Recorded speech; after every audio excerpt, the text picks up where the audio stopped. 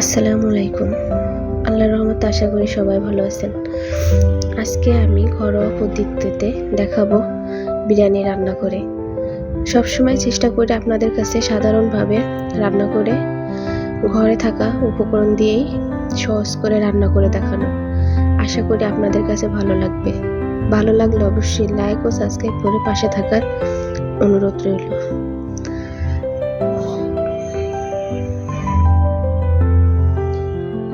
তাহলে চলুন শুরু করা যাক।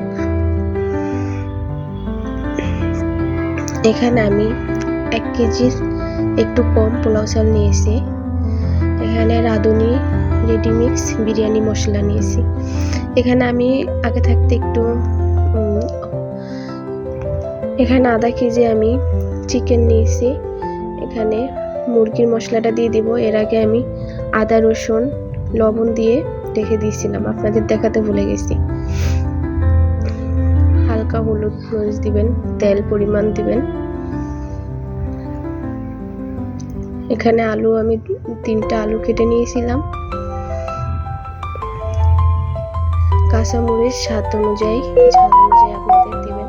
এখানে আমি 4টি কাঁচামরিচ নিয়েছি। তেজপাতা, পেঁয়াজ কুচি, এগুলো দিয়ে সবগুলো একসাথে মিক্স করে নিব।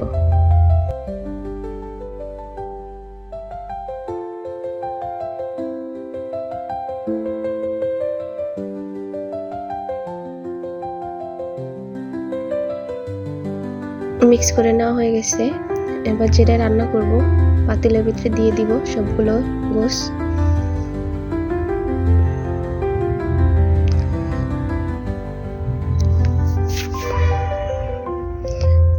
চুলায় বসিয়ে দিয়েছি।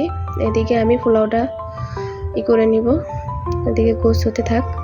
এখানে আমি পেঁয়াজ কুচি দিয়েছি।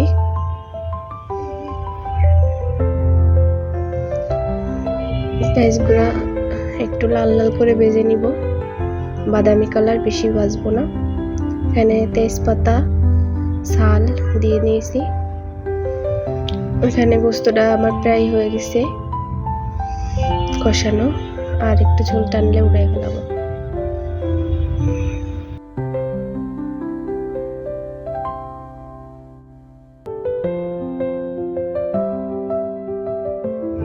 এখানে আমার পেঁয়াজ ভাজা হয়ে গেছে। এখানে পোলাও দিয়ে দিলাম, পোলাও চাল সবগুলো।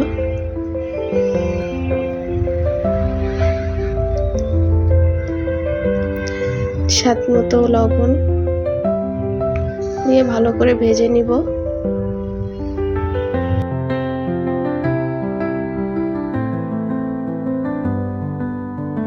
ভাজা হয়ে গেছে। এখানে আমি দিয়ে দিলাম 1 কাপ দুধ।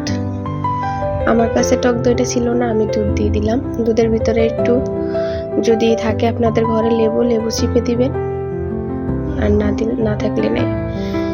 দুধটা যখন টেনে যাবে, শুকিয়ে যাবে, তখন ভালো করে একটু নেড়ে ছেড়ে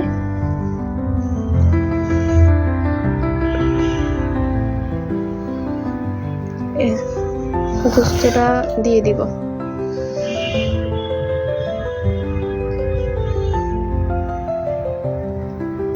দিয়ে ভালো করে মিক্স করে নিব একসাথে।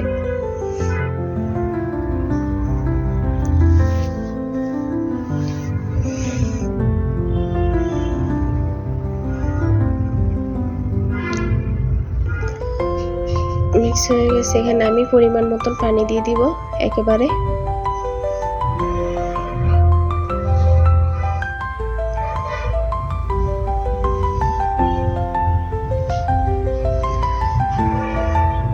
এখানে স্বাদ অনুযায়ী কাঁচামরিচ দিয়ে দিয়েছি মাঝখান থেকে ভেঙে। এভাবে আমি ঢাকা দিয়ে ঢেকে দিব যতক্ষণ না হয়। পানি শুকিয়ে গেছে, একটু ছেড়ে আমি আর একটু ভালো করে মতে দেব। ঢেকে রাখবো 20 মিনিটের মতন। দেখুন হয়ে গেছে আমার ঝুরঝুরে বিরিয়ানি। আশা করি আপনাদের কাছে ভালো লাগবে। অল্প কিছু উপকরণ দিয়ে, ঘরে থাকা উপকরণ দিয়ে এভাবে বানিয়ে নিতে পারবেন।